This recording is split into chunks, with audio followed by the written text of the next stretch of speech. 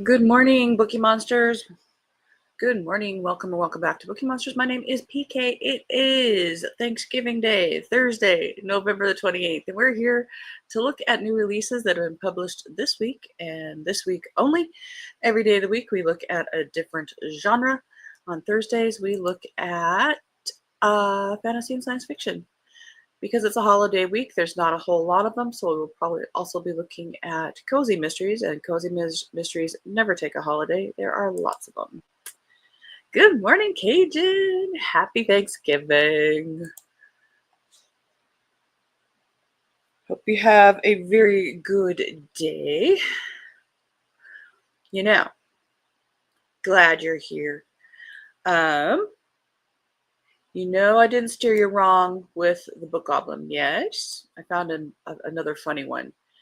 People are probably aware of her already, but I just found her, which is why I'm about a minute late, a few seconds late, because I went down that little rabbit hole.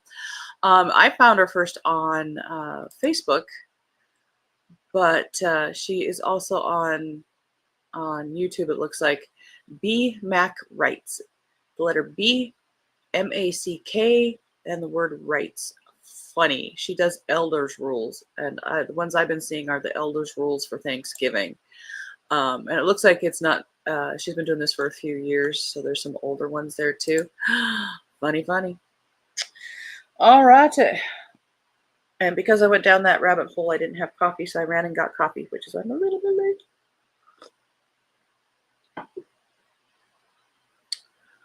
All right. You were going to get Cracker Barrel, weren't ya? I just got a turkey breast. I'll probably pop that in about 10 or 11. It only has to go for a couple hours. And we will do the basics, but lots of them. The potatoes, gravy, and stuffing, and a vegetable with a K. And it's all one word. B. Here, I'll write it. Woo!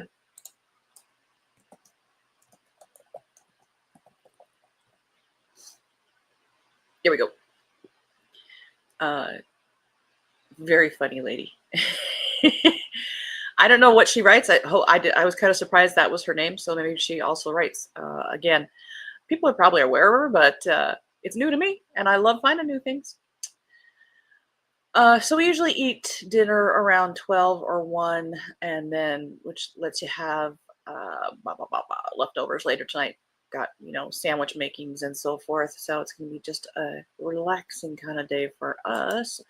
After we're done here, I'll take Keo for a walk, and then we might go back to bed. We'll see.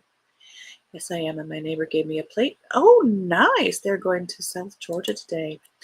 Now, I have seen, being you down there, that there are some staples in the Thanksgiving dinner that are not staples up here closer to the Canadian border, like mac and cheese. Is that a thing? Do you have to have mac and cheese with your Thanksgiving dinner? It seems like a whole lot of extra carbs, but that's what the holiday is about.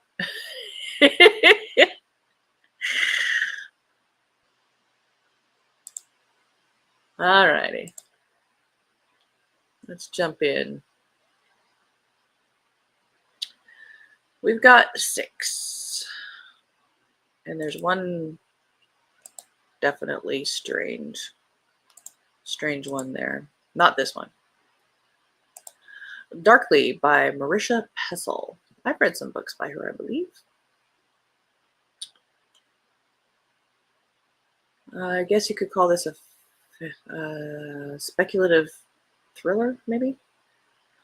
Arcadia Dia Gannon has been obsessed with Louisiana Veda, the game designer whose obsessive creations and company, Darkly, have gained a cult-like following. Dia is shocked when she's chosen for a highly coveted internship along with 6 other teenagers from around the world. Why her? Dia has never won anything in her life. This sounds like a Charlie and the Chocolate Factory kind of setup. It's not Hunger Games. Maybe it is. Maybe there's a competition. But we're starting out with Charlie and the Chocolate Factory. The Golden Ticket. Darkly, once a game-making empire renowned for its ingenious and utterly terrifying toys and games, because that's what you want in toys and games, terrifying, now lies dormant after Veda's mysterious death. The remaining games are priced like rare works of art, with some fetching millions of dollars at the auction.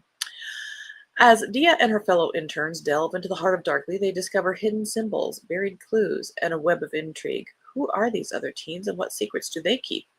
Why were any of them really chosen? The answers lie within the twisted labyrinth of Darkly, a chilling and addictive read by this author.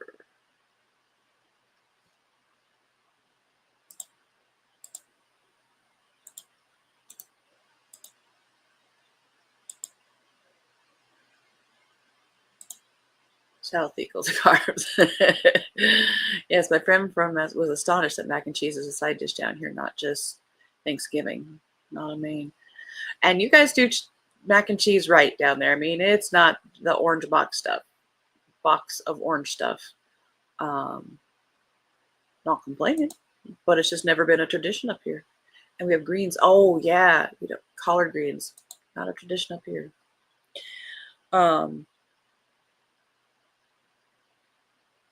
For me, my heritage is Norwegian. You always have to have lefse, and of course I don't make it because it's an endeavor. But the grocery store does carry a frozen kind, and we had some last night.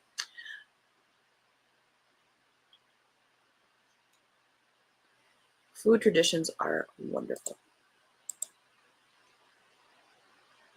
A Debt of Darkness by C.J. Holmes, first in Dark and Devilish. How do they know there's going to be 4? I did check these. These are published this week. It's Kindle Unlimited. Sometimes they just kind of have a whole bunch available and go boom. The man I'm forced to marry is everything I despise. Here's the thing about the trope of marrying, and it happens mostly in like fantasy romantasy stuff, having to marry, and this happened for centuries in marrying for using the daughters as marrying to other kingdoms and blah blah blah, but being specifically here, having to marry your enemy, they're going to have intercourse at some point. That is really awkward. The man I'm forced to marry is everything I despise. Henry's reputation makes men tremble in fear and women quake with something else. He demands complete obedience, and his deals are as sordid as his past. He gets exactly what he wants, and what he wants is me. My father sold me to him, but I'm not an obedient type of girl. Why would you read this kind of thing? Henry, well, I get it. Don't worry. Everybody, there's a book for everybody. Henry won't get what he wants this time. Not from me. You got that chastity belt, honey? Not even when he looks at me with longing and his touch makes me burn. Not when I'm going to make him pay for everything he's stolen from me. He's about to discover that even he can't buy my heart unless the price he's willing to pay is far higher than I ever thought a man like him would. This is a dark and spicy paranormal romance featuring an anti-hero, a strong heroine, and contains scenes and references to abuse, assault that some readers may find triggering, along with graphic sex scenes and violence. This is a dark book, suitable for 18+ readers only. I don't know, I really wasn't getting that impression at all. Oh, the snark is strong today. I haven't had a whole lot of coffee. Plus sweet potato casserole with pecans and marshmallows on top. And yes, that is a side too. I was never a fan of sweet potatoes, yams, even though they were made very sweet, even though you could put marshmallows on them. I was never really a fan. My favorite at Thanksgiving was and is stuffing and black olives. Have you seen Jolly, the 2 British guys who have been coming over here for years and trying different foods? And was it last week? They've made friends with some restaurant guy here, and because he was having them try different pies, and last week was like a whole meal, and the sides just kept coming. Didn't have mac and cheese though. I wish the publishers would see the value in Kindle Unlimited. I think the volume would make up for sales. Absolutely. You can limit yourself an entire year, if not the rest of your life, to Kindle Unlimited, and you would never run out of things to read. I know.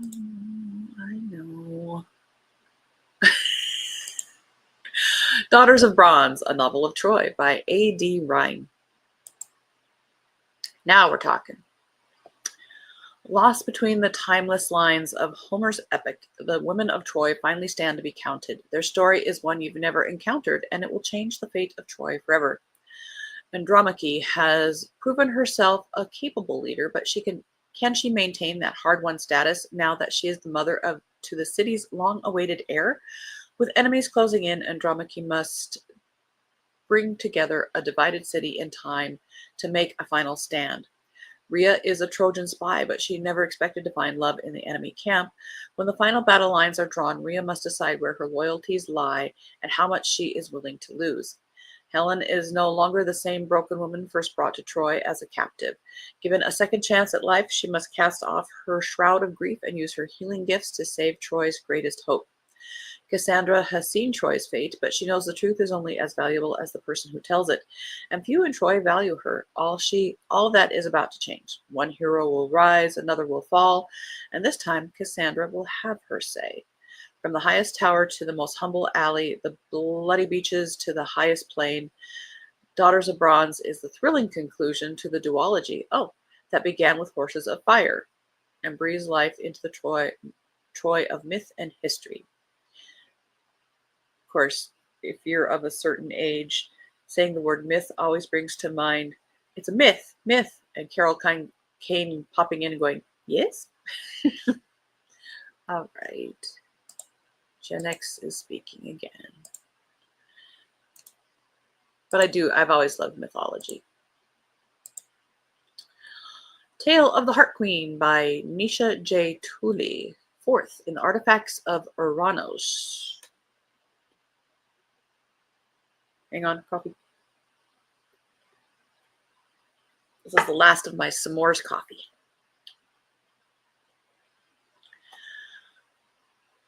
Some mistakes can't be undone, and Lore now faces the crushing consequences of her wild fey magic. She's already set events in motion, and there's no escaping the relentless pursuit of the Aurora King. Everyone wants something from her, and her list of enemies keeps growing, each more powerful and vindictive than the last. Lore is fighting for more than just her freedom. She's fighting for her soulmate, her family, and her chance to bring peace to Uranus itself. But with every blast of her uncontrolled heart magic, Lore risks not only the lives of those she loves, but making the same doomed mistakes as her grandmother, ones that rip the very fabric of the kingdom apart. Lore has no choice but to follow the path before her, because powerful forces now shape and shift her fate, and the Heart Queen now faces the ultimate test, if she's ready.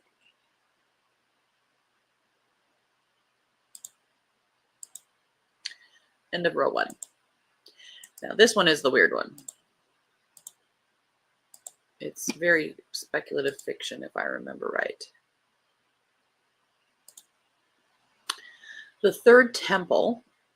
This is a work in translation. This written by Yishe Sarid and translated by Yarden Greenspan. Oh, it wasn't weird. It was this is an Israeli author, but it has won awards, the Bernstein Prize. But to me, I thought it was like, is this positive or negative about it? In a near-future Jerusalem, harrowing omens plague the city, a desecrated altar, an unbearable stench, a rampant famine. Shaken but devout, Jonathan, the royal family's 3rd son, continues to hold services and offer animal sacrifices at the prophesied Third Temple, built to consecrate the founding of the new kingdom of Judah.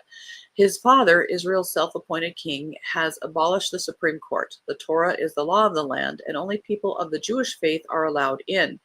When war breaks out and an angel of God begins to torment Jonathan, warning him of his father's sacrilege, the foundations of the young priest's faith and then his world begin to give way. Winner of the prestigious Bernstein Prize, the Third Temple plunges readers into a tempest of fanaticism, betrayal, and destruction. Where does the power of man end and the power of God begin? With chilling resonance, this vivid novel from one of Israel's leading authors sounds an unforgettable warning amidst rising extremism. It's here because it's speculative, set in the near future.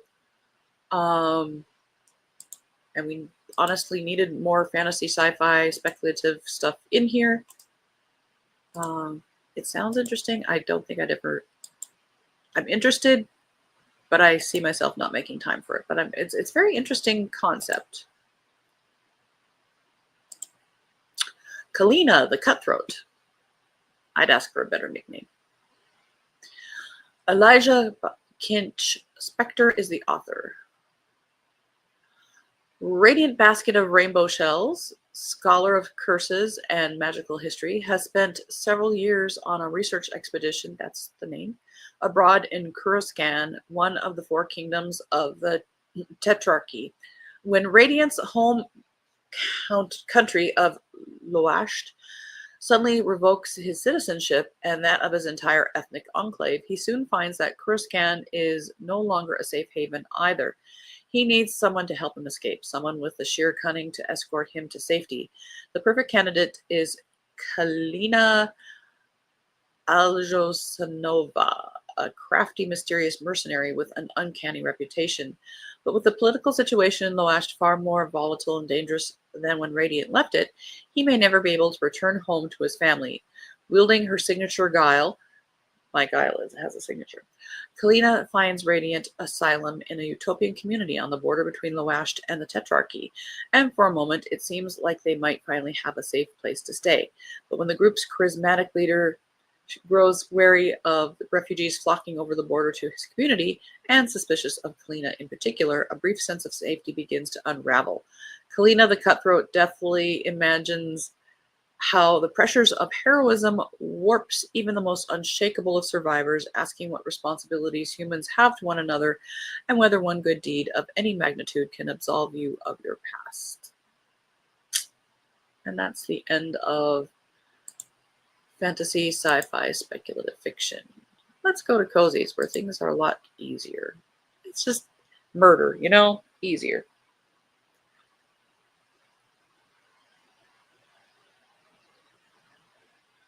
If you hear something in the background, I'm running the dishwasher.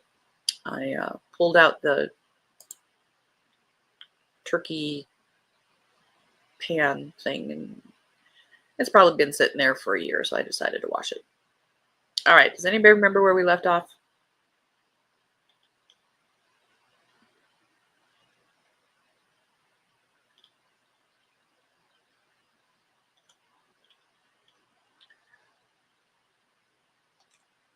I know we did the pirates. Was it the pirates?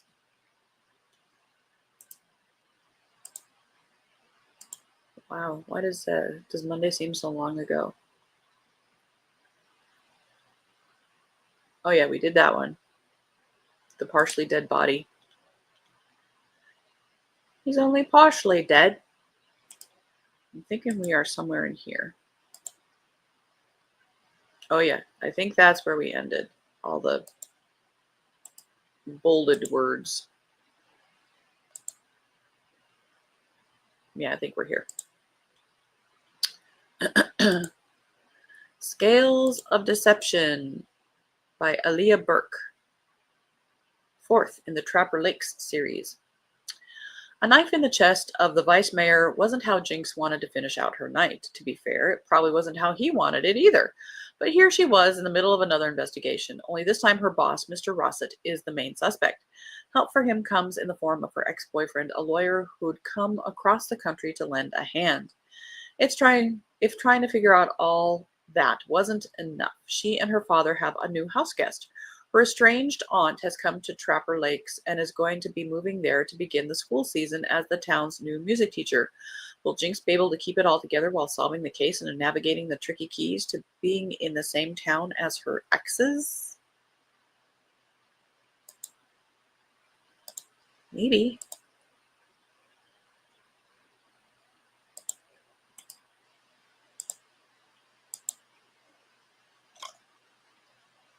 Let me...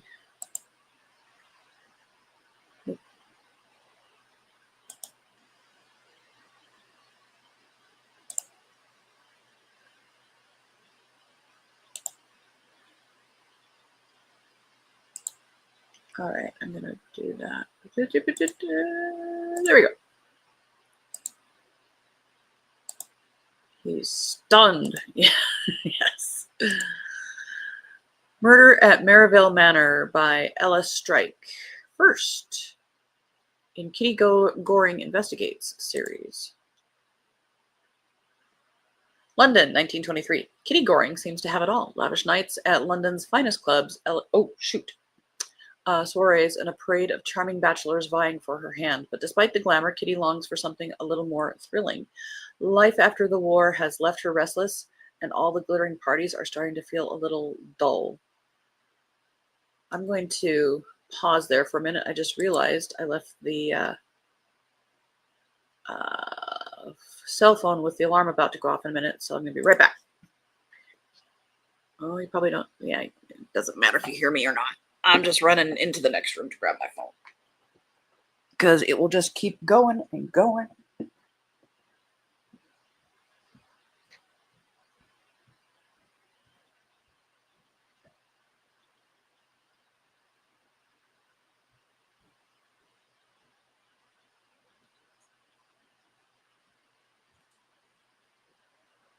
Okay, I'm back. See, I told you, it's about to go off. All right. Can you tell we're a lot more relaxed today? I'm even still in my pajamas. All right. In a bid for excitement and to avoid her mother's constant reminders that she really ought to be searching for a husband, Kitty dreams up the perfect diversion. Let's solve a murder. Anyway, a playful mock robbery at her family's grand estate, Maryville Manor. It's all meant to be fun until one of the guests turns up very much dead. With a real killer on the loose in the quaint village of Hampstead, Kitty's keen instincts kick in. Forget matchmaking, Kitty's determined to unmask the culprit before anyone else falls victim. With a sharp wit and a flair for mischief, she dives headfirst into the investigation. But getting to the truth won't be easy, especially with the brooding Detective Inspector Henry Burton. Brooding is code for hot. But Detective, I got momentarily distracted by hotness. Detective Inspector Henry Burton underestimating her at every turn. Murder mystery and a dash of romance. Kitty's got her hands full in this charming whodunit.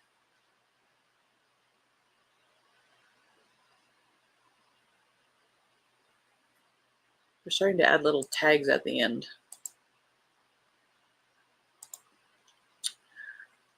How many are there? Okay, we'll do another row here at least. Got to save something for tomorrow. Dark Roast Mortem by Angela Mabel.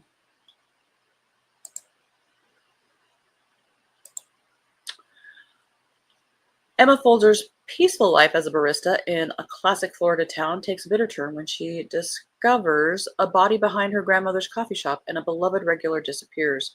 As a murder investigation unfolds, Emma becomes entangled in a mystery as ominous and deep as a dark roast and overflowing with secrets and suspects. Can she grind out the clues and find out who done it before the coffee and the case goes cold? First in a new series. Banking on Murder by KJ Emmerich. 12th in the Pine Lake Inn Cozy Mysteries. Dell Powers is ready for a festive Christmas at the Pine Lake Inn with her family and friends, but trouble has a way of disrupting the small town of Lakeshore. This Christmas would be no exception. When Victor Bank, a notorious and obnoxious podcaster, checks in to debunk the inn's haunted reputation, Dell's holiday plans are thrown into chaos. It isn't long before old grudges and hidden secrets emerge with murderous intent. With her ghostly friends strangely silent and the inn's guests on edge, can Dell keep the holiday spirit alive and uncover the truth before it's too late?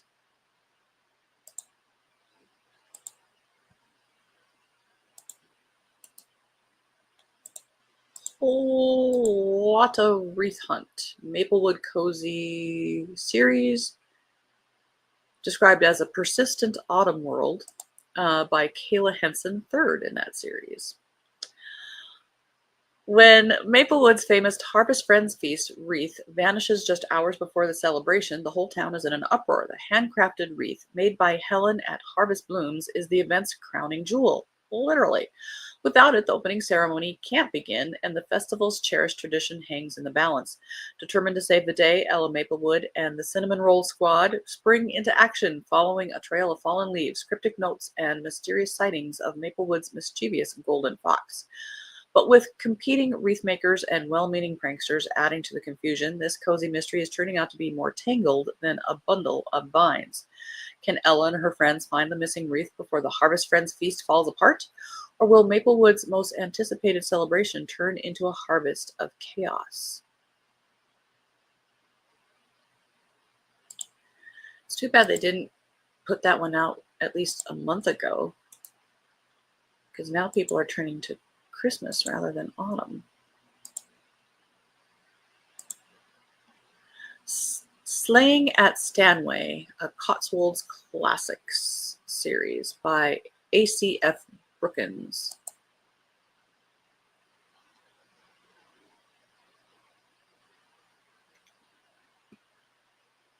It's not a republishing. Cute cover, the Pine Lake one. Yeah. The fact that the series name is not capitalized, but the word book makes me not want to read it. Yeah, probably very, very self-published. When American expat Nigella Hunt, really she's from America and her name is Nigella, it's very English. I know, I'm being judgy. Agrees to help her friend with the flowers for a wedding at the Grand Stanway Manor. She expects a day of romance and celebration, but when the cantankerous wedding planner is found dead among the roses, the festivities take a deadly twist, and Nigella finds herself caught up in her very first murder mystery. With all eyes on the guests at Stanway Manor, a historic estate rich with secrets and ties to J. M. Barrie's Peter Pan, Nigella's curiosity quickly pulls her into the investigation. As she digs deeper, she realizes this case is no fairy tale. Hidden motives, swirling secrets, and clues embedded in the manor's storied past make every revelation more unexpected. Set against the picturesque backdrop of Stow on the Wold, Slaying at Stanway offers cozy mystery lovers an enchanting escape filled with literary charm, village intrigue, and a dash of danger. Can Nigella solve the case before the killer strikes again? Oh, goodness. I closed the wrong tab. No, I guess that's a sign. We're done. I was going to show you. That's a new series she's starting. Bookends. Oh. Get in on the beginning. I was going to show you. I was going to start a book tomorrow. And you might already be aware of it. It came out with sometime in the last couple months, I think. It's a Christmas book, but it's a mystery, but it's set up as an advent calendar, and you read a chapter a day. No, I'll start the prologue on Sunday, and December 1st being Monday, you get a chapter a day for 25 chapters. And it is Christmas at Glitter Peak Lodge by Kirsty Herlin Johnson, translated by Olivia Lasky. It is set in Norway and apparently Norwegian. Came out October 1st. But it is there's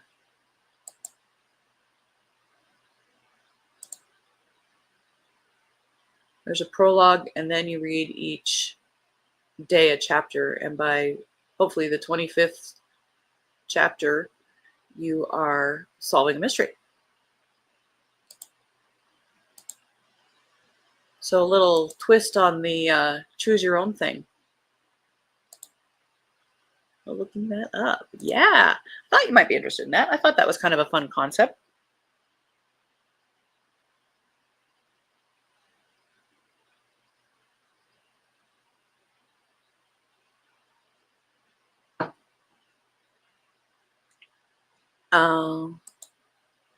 Shoot.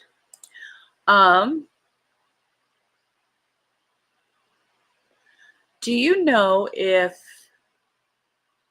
they have that Kindle borrowing thing? can it be borrowed that way? Like, because I bought it. Would there be a way for me to, and we could read it at the same time, kind of borrowing? I don't know how that works. I've never done it.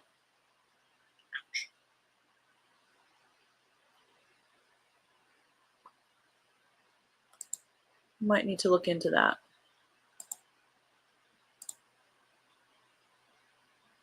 I don't even know where to look in the, we'll have to do some research on that.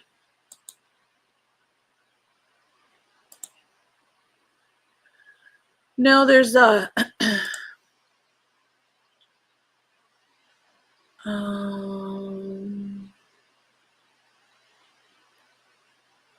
let's go to here. Let's go to here.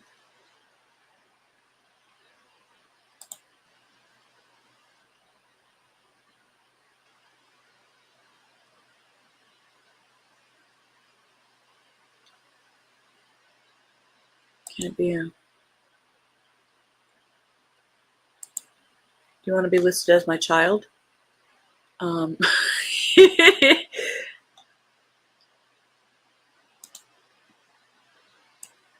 Didn't they used to, did they end that? It used to be that you could like lend out books from your personal collection. I wonder if they stopped doing that.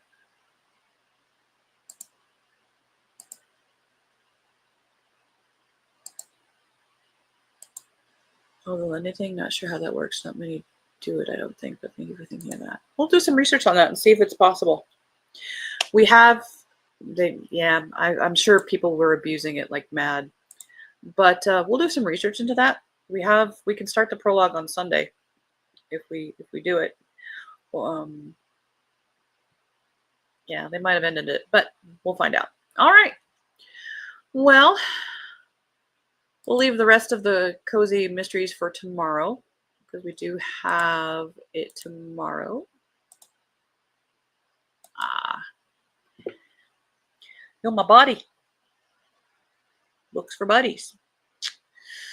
Well, I hope you guys have a good Thanksgiving. I do have sprints tonight, this afternoon, starting at, for me, it's afternoon. It's at 4 p.m. my time, but 6 p.m. Eastern, and it'll go for 4.5 hours. It's our usual Thursday evening sprints, but starting 2 hours earlier and going for the same ending time. So 4.5 hours. If you want to come hang out and have some company, if you want to have a break from family, after or just come and relax and listen to ambiance after cooking, cleaning, socializing, whatever it is, come hang out. Again, it starts at 6 p.m. Eastern time and we'll go for 4.5 hours. In the meantime, please have a very safe and happy Thanksgiving in the U.S. If you're not in the U.S., have a very good Thursday, and we'll be here tomorrow morning. And after today's sprints, our next ones are on Saturday afternoon. Going to work on Christmas cards today, I think. Oh, nice. And start my next Donna Andrews. Always read one on Thanksgiving. Oh, Christmas one. That's a good tradition. My goal for this 4-day weekend, our only one, is to finish the 3 books. Actually, it's probably going to be 2 books. I think City Spies has to go back to the library today. But finish the 2 books, work on the wedding blanket, crochet, and I really need to like organize yarn, but that one's, you know, like way low priority. I'd like to finish the 2 books I'm going on at the moment. Have a good day. See you tonight. Absolutely. All right. Enough chatty. I got to take Kyo for a walk. Get bundled up. It's probably, what, 20 degrees out there? Not bad. All right. Thank you guys very much. And hope to see you tonight. Bring a friend. And as the banner says, don't be a bookworm, be a bookie monster. Om nom nom. Have a good day and see you later. God bless.